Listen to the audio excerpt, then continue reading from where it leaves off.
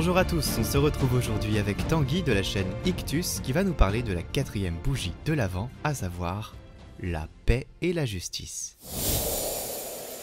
Salut à toi internaute, ça y est, derrière la ligne droite, la semaine prochaine c'est Noël. Et il nous reste donc à parler de la dernière bougie. La dernière ligne droite, c'est la bougie de la justice et de la paix. Alors on a préparé notre cœur avec le pardon, la foi, la joie. Alors pourquoi cette signification pour cette dernière bougie? Tout simplement parce que cette dernière bougie, c'est le pourquoi de la venue de Jésus sur terre qui annonce un nouveau règne fait de justice et de paix. Alors pourquoi il y a ces deux mots combinés pour la dernière bougie? Tout simplement parce qu'il ne peut y avoir de paix sans justice et de justice sans paix. Et comme chrétiens, justement, nous devons apporter la paix et la justice dans tous les aspects de notre vie et de notre société. Que ce soit la paix avec nos collègues au travail, que ce soit la paix avec les personnes de notre famille, nos voisins ou même avec d'autres pays et d'autres religions. Alors voici tes 3 derniers défis à vivre jusqu'au jour de Noël. Premier défi, tu peux participer à un temps de prière pour la paix dans le monde. Beaucoup de guerres font rage actuellement dans le monde, notamment en Ukraine, et tu peux prier pour ces différentes personnes, que ce soit d'un côté ou de l'autre, qui subissent cette épreuve. Avec la foi que tu as reçue ces derniers jours, tu peux prier Jésus pour qu'il vienne sur ces champs de bataille et qu'il vienne apporter sa paix et sa justice.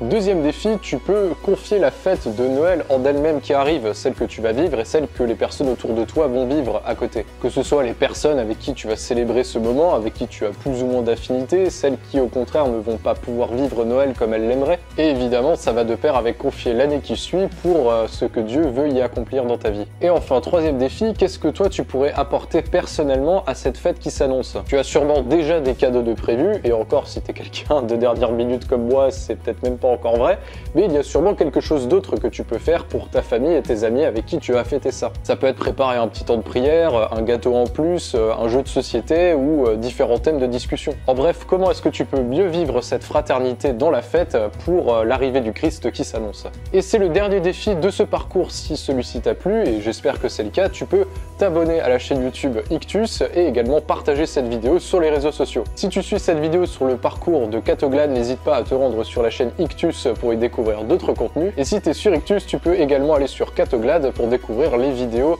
du parcours de l'Avent que l'on organise avec d'autres missionnaires du web. Je ferai d'ailleurs une dernière vidéo sur Ictus et sur ce parcours avant Noël, mais j'en dis pas plus parce que c'est encore à peaufiner. Bonne fin de préparation à Noël et à bientôt pour d'autres vidéos. C'était Tanguy pour Ictus, salut!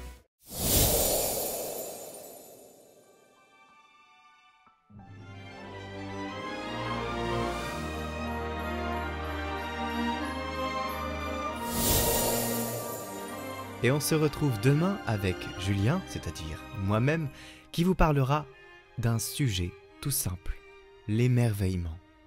Parce qu'il faut savoir s'émerveiller parfois. Je vous souhaite une très bonne journée et je vous dis à demain. Retrouvez ce parcours sur nos chaînes YouTube Catoglade après les lectures du jour, sur Catoglade Prière en individuel, sur notre newsletter ainsi que sur notre compte Instagram. Les liens sont en description.